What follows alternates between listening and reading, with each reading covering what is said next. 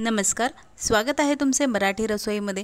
आज आपण बनवणार आहोत मोरिंगा सूप। बनवायला अगदी सोपे आहे, अगदी झटपट ही रेसिपी बनते आणि तितकीच पौष्टिकही आहे।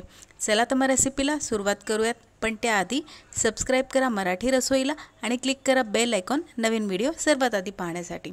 तर इथे मी काही शेवग्याच्या शेंगा घेतलेल्या आहेत आणि त्या सुरुवातीला आपल्याला कट करून अशा सोलून घ्यायच्या आहेत। त्यानंतर आपल्याला त्या शिजवून घ्यायच्या आहेत। तर इथे मी काही शेवग्याच्या शेंगा घेतल्या आहेत, त्यासोबतच इथे 2 कांदे मी घेतेय, तेही आपल्याला चिरून सोलून ह्याच्यामध्ये ॲड करायचे आहे। एक टोमॅटो घेतला आहे मी मध्यम आकाराचा, तोही इथे मी कट करून टाकला आहे।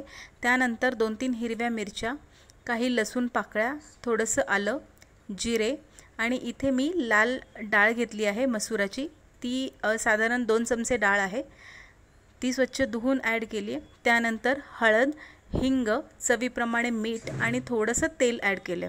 आता ह्यामध्ये मी गरम पाणी ॲड केले, साधारण 2 ते 2.5 कप, आणि हे गॅसवरती आपण हा कुकर ठेवला आहे। साधारण ह्याला उकळी आल्यानंतर शिट्टी करून घ्यायची आहे। तर आता पाहू शकता ह्याला व्यवस्थित उकळी आली आहे।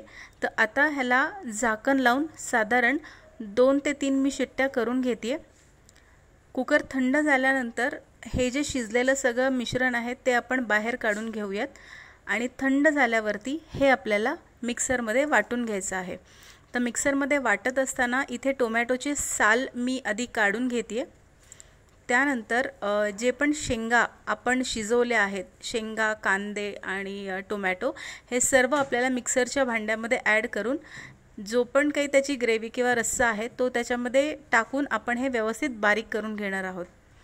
आता हे जे मिश्रण रेडी झालं आहे ते आपल्याला चाळणीने चाळून घ्यायचं आहे। तर इथे मी सर्व ॲड केलं आहे आणि त्यानंतर थोडंसं पाणी टाकून हे व्यवस्थित आपल्याला गाळून घ्यायचं आहे। हे सर्व मिश्रण गाळून घेतल्यानंतर जो हा त्याचा चोथा राहतोय तो आपल्याला टाकून द्यायचा आहे।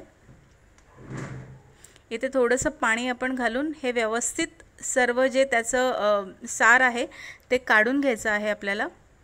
तर अशा पद्धतीने हा जो वरचा चोथा राहिला आहे तो आपण काढून टाकणार आहोत, तो कुठेही वापरायचा नाही आहे। तर मित्रांनो, आपलं हे मोरिंगा सूप रेडी आहे।